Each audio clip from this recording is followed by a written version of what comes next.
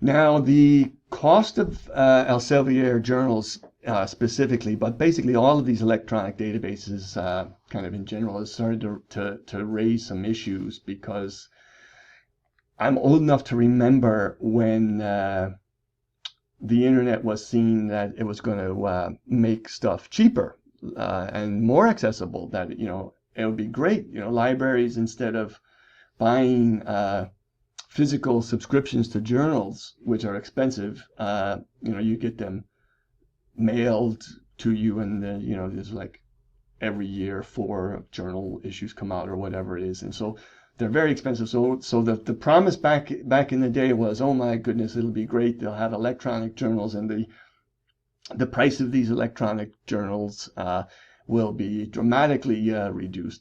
That's not how it worked out. The electronic journals are insanely expensive. So in 2019, the University of California. So the University of California is the entire system. So University of California, Los Angeles, University of California, Berkeley, University of California, Santa Cruz, go banana slugs.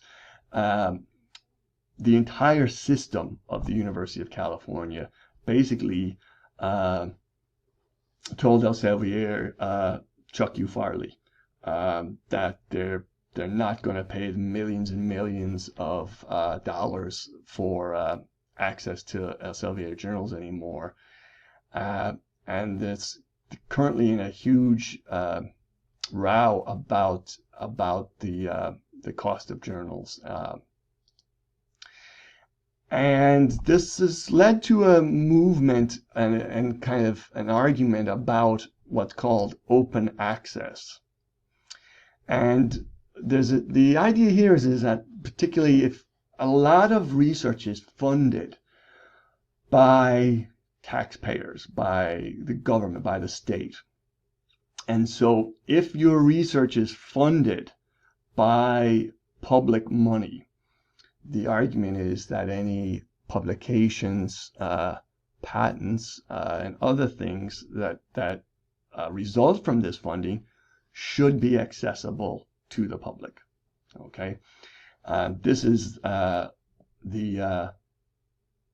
the argument, and there's lots of people talking about this. There's this Plan S for the European Union about requiring open access publishing if you're using public money for your research, because just simply put, it's public money generating research, and then it ends up behind an Elsevier paywall or whatever paywall it ends up behind, and you have to pay serious money to get at it.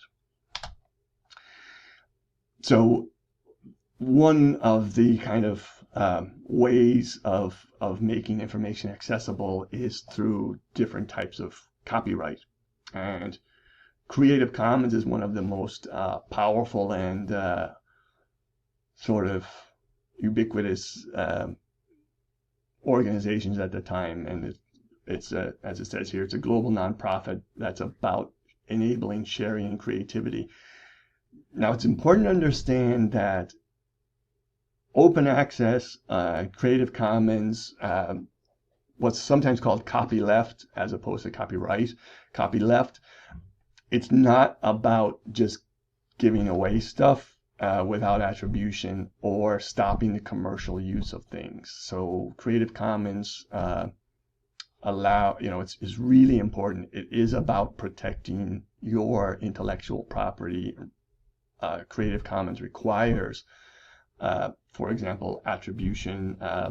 You can just license your work in such a way that if you want to share it, it still has to be attributed to you.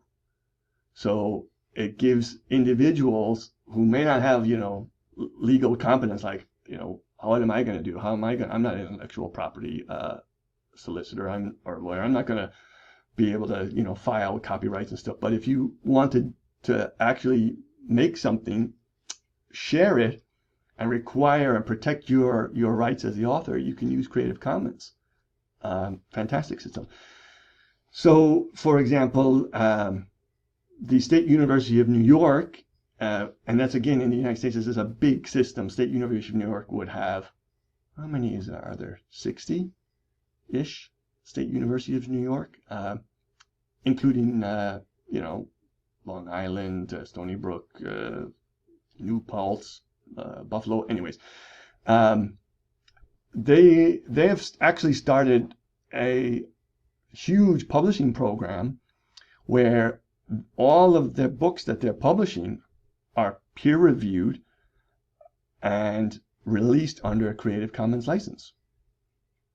Okay, and that's just because the cost of textbooks, particularly in the United States, is out of control and causing serious financial difficulty for students. So the value was kind of so high in terms of the price being put on these textbooks that the ability to access the information was gone.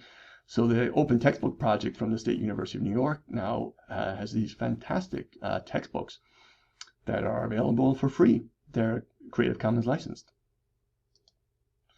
Okay, I mentioned Napoleon. So there is Napoleon, and this is a famous painting. The Emperor Napoleon in his study at the Tuileries, Jacques-Louis David, 1812. This painting is held at the National Gallery of Art in Washington, D.C. So if you're ever in Washington, D.C., then I suggest you go to the National Gallery of Art, among other places, and go and see the Napoleon in his study. Jacques-Louis David was a real survivor, but this is a famous painting. It's got the law code here of Napoleon, the Code Napoleon.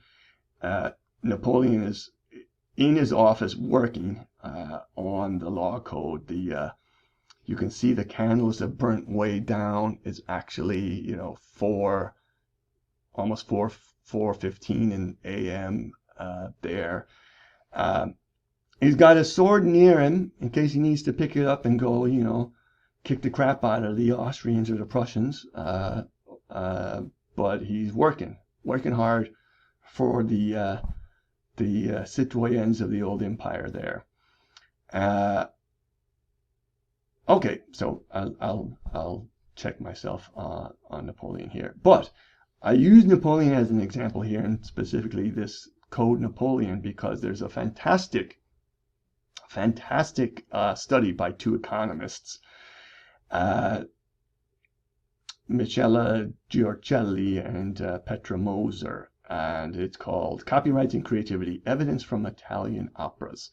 And so the Code Napoleon here, that Napoleon, well, he actually didn't write it, but he got to put his name on it. It was started under the French Revolution, and it was a huge project. And then Napoleon came to power, took power, seized control. However, we won't go down that discussion. That's a different lecture for a different class. Gave his name to it, but the point is that the Code Napoleon has, for the time, the most clear-cut, innovative, modern, quotes, copyright intellectual property laws in Europe. And everywhere that Napoleon conquered, he imposed this law code. And so even after Napoleon was defeated, and these countries were no longer ruled by the French Empire, most of these countries, almost all of them, kept the core elements of the Code Napoleon. But the copyright part of the Code Napoleon was used to study a very interesting thing by these economists, and that is Italian operas. So around the time of Napoleon, operas were extremely popular, and it turns out that there was a lot of plagiarism of operas, and it was actually really, really hard to get paid for writing operas because nobody was sure who the original author was, and loads of people would claim to be the author of such and such an opera, and you could perform operas. It didn't matter if you didn't have to like pay, the author, hey, you wrote this opera, I'm going to perform it, I need to pay you. None of that existed. When the Code Napoleon came in, the copyright was enforced, the intellectual property of the opera authors was protected. Lo and behold, a golden era of Italian opera came into being. And these economists study the quality of the opera. The quality of the opera is improved, the money to be made. So sometimes when people criticize the kind of current state of cost of some of the academic publishing and stuff like that, you can say, well, you're against copyright and you're all about, favoring pirating. That's not what we're talking about, okay? Protecting intellectual property, acknowledging authors and creativity, fundamentally important to intellectual practice, to research.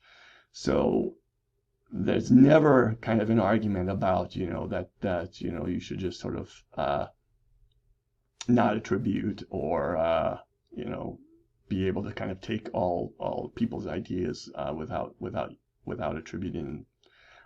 So that's a very good study about that. Now, to kind of conclude this section, it's great to have access to all of this information and to worry about whether the information is behind a paywall or not.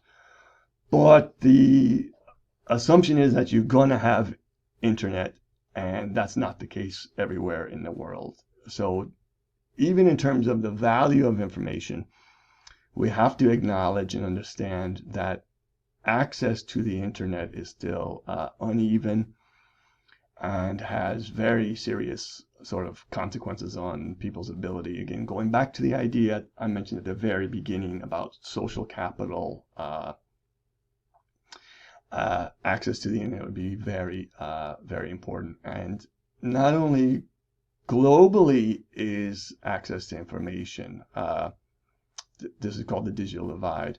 Within countries, there is a digital divide, and without kind of stirring up too much of a hornet's nest, in Ireland, there's the debate about broadband for rural areas, the little tiny house on the side of the hill in Donegal, access to the internet there.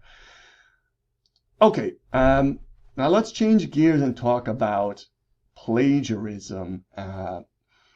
So with plagiarism, you are, basically not valuing information. You're showing a disregard, in fact, for the value of information. Now, I've got the Maynooth University current policy on plagiarism here. Plagiarism involves an attempt to use an element of another person's work without appropriate acknowledgement in order to gain academic credit. It may include the unacknowledged verbatim reproduction of material, unsanctioned collusion, but is not limited to these matters. It may also include the unacknowledged adoption of an argumentative structure or the unacknowledged use of a source or of a research materials, including computer code or elements of mathematical formula in an inappropriate manner. So the important thing about plagiarism is that notice there's nothing in here that says anything about intent. Plagiarism, whether it's intentional or unintentional, is still plagiarism. And like Granny used to say, the road to hell is paved with good intentions, but whether you unintentionally plagiarized or intentionally plagiarized, it's still plagiarism. So why does it matter? It matters because you are using other information without acknowledging where you got it from. And on a basic level, you're stealing somebody else's idea, right? Intellectually, and again, you can refer back to the Scholarship as Conversation lecture, intellectually, it's really important that you cite information because it shows what your intellectual influences are. But if you're plagiarizing, you're stealing someone else's ideas. And again, when you're writing your own work now as a university student, and if you think about how it would make you feel if you came up with a really good, I don't know, let's say for example, you came up with a really good idea or concept, even like a meme, you invented a meme or something like that, and you get no credit for it, and you start to see it all around. So your own work is being stolen. So we use at Maynooth University in critical skills the Harvard referencing system. Okay, and again, there's critical skills uses Harvard. Look, depending on the subject you're in, there's lots of different these systems, referencing systems, so you need to figure out for your discipline what's required. There are, to a certain extent, arbitrary, and the lack of standardization there is going to be something that will annoy you immensely as a student. I had mentioned before a reference management system, and that I use Zotero. So I'll just going to show you kind of the, another plug for maybe why you want to adopt this. So I've used this example in the Searching and Strategic Exploration about Dungeons and Dragons and the Moral Panic. So I've just written a sentence here. One religious commentator even counted the number of times the word devil was used in the iconic Dungeons and Dragons text, deities and demigods. So go to Zotero, or I'm in Microsoft Word, go to Zotero, add citation, and this is Laycock Dangerous Games. I'm going to put in a page number, 307. So look,